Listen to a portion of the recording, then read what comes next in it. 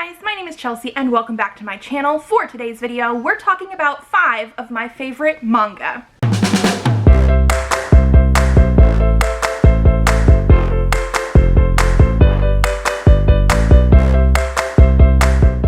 So because we are doing a 30 in 30 manga challenge for April, so 30 volumes in 30 days, so I figured it would be a great time to bring back a manga video. I did one last year recommending short series, and I've gotten lots of comments on it, and while I do absolutely love to read manga, and I talk about it in my wrap-ups and all that kind of stuff, I haven't really done a dedicated manga video in a while, and so I'm going to be doing a couple throughout this month, and of course I had to start with 5 of my favorite series. Now these are in no particular order really. I was trying to pick ones that I know for sure I have finished or have at least caught up on, and I think there's only one exception to that. I will let you know when we get there, but these are series that I absolutely love.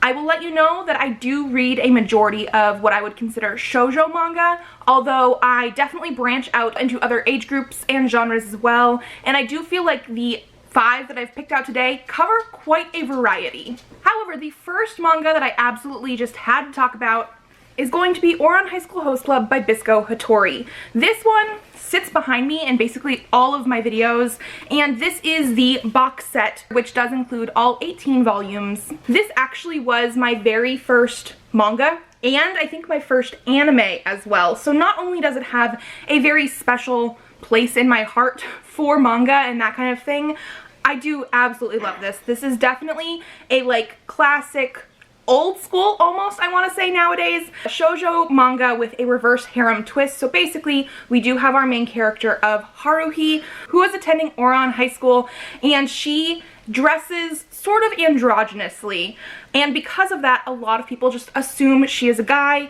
She ends up breaking a vase in the host club, and because of that gets roped into working for them and has to hide the fact that she is a girl. Hijinks ensue from there. This series is a little bit different than the actual anime that came from this.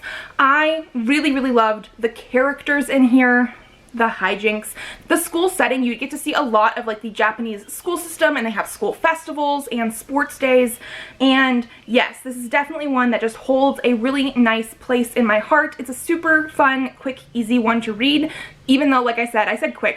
It's 18 volumes, and this is what they look like inside here. So we have volume 1, volume 2, volume 3, volume 4, volume 5, volume 6, volume 7, volume 8, volume 9, volume 10, volume 11, volume 12, volume 13, volume 14, volume 15, volume 16, volume 17, and volume 18. The next series that I wanted to talk about I actually found around the same time as Ouran High School Host Club, but that one specifically was my first anime and manga. And this is another series that I actually did find as an anime first and then decided to read through the manga, and I absolutely love both of them completely, and that is going to be Ghost Hunt by Fuyumi Ono. So this actually, sad to say, is out of print.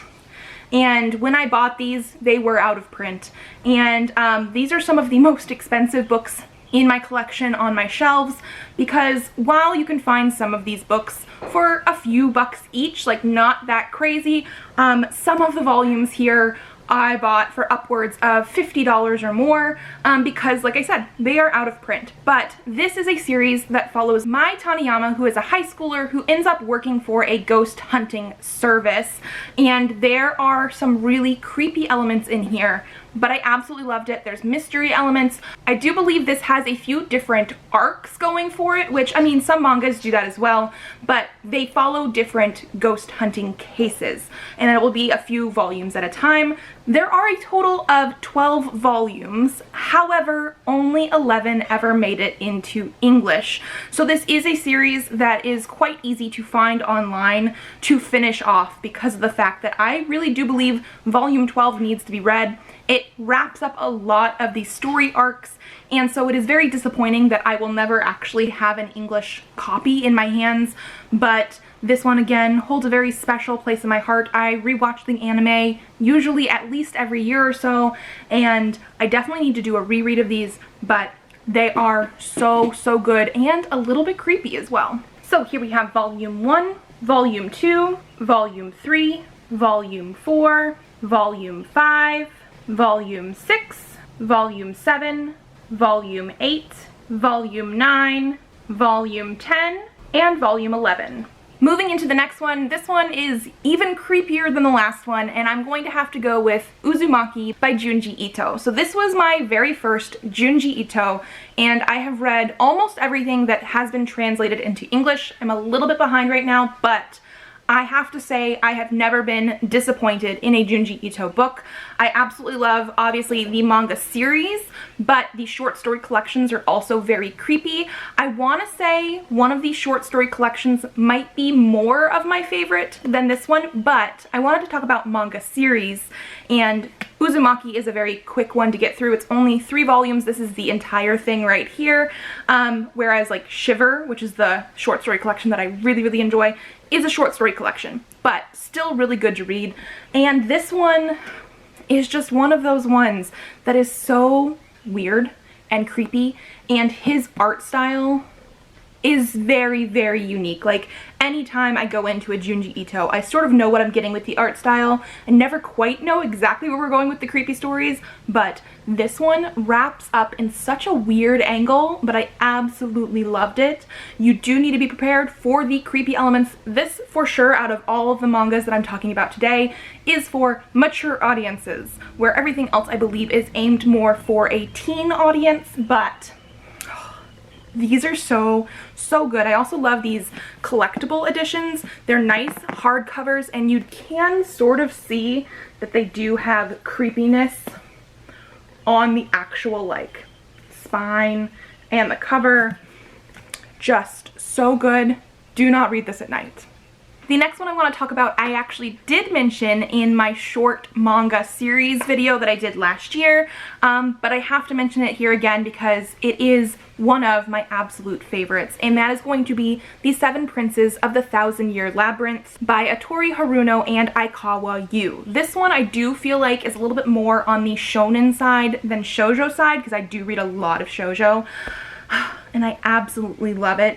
One thing I have seen from some people commenting on my video from last year is it does appear that some of these volumes have started to go out of print, but it does look like you can still get them through online retailers, and I do suggest, if you can read this somehow, read it, because it is so, so well done. Basically, this follows a group of guys who have been trapped in a castle with a labyrinth there, and everyone is part of like an aristocracy almost, like they're very high up in the social stratosphere, except for Ewan, who does not know why he is there whatsoever.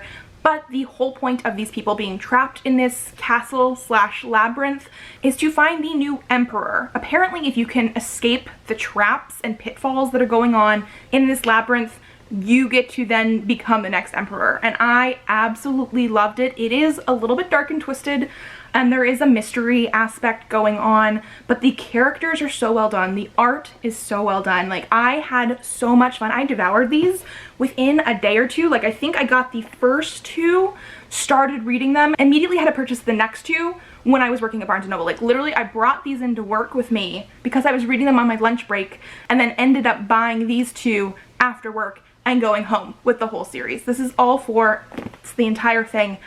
I absolutely loved it. And so here we have volume 1, volume 2, volume 3, and volume 4. And then finally, the last one that I wanted to talk about right now is breaking my own rules a little bit, because this series, 1, is not finished, and 2, I'm not caught up. But it is my absolute favorite manga from 2020, and I could just not mention it because I absolutely loved it, and that is going to be Blue Flag by Kaito. I have the first 5 volumes here. I know volume 6 came out earlier this year. I'm not sure about volume 7 yet, but I've absolutely loved this one so far. This one follows two main characters, Taichi and Futaba, who don't really get along at the very beginning of this first volume, but they realize they are quite similar in personality and they start to become friends. And then they also have other friends in their friend group, and so it's a very nice like school-based story, day-to-day, slice of life type of thing. However, we also have a love quadrangle in this, and some of our characters are LGBTQ, and I'm loving the fact that more manga nowadays is including LGBTQ characters. It is becoming more of a norm, not as much as we would like to see yet, but it is happening more and more often, and this one has so many emotions to it. Like my heartstrings have been pulled multiple times on these, and so even though I have not finished it yet, it was my favorite one from last year. It is definitely in my top favorites in general, and I had to mention it. So we have volume 1, volume 2, volume 3, volume 4, and volume 5. And so that is it for today. These are my top 5 favorites. As of right now, it might change a little bit because I have a lot of favorites. If you guys like this video, give it a thumbs up to let me know. Let me know down below what your favorite manga is. I am always looking for new ones to read. Subscribe to this channel if you would like to see more videos. I do have videos up Mondays, Thursdays, and sometimes Saturdays, so I will see you then. Bye!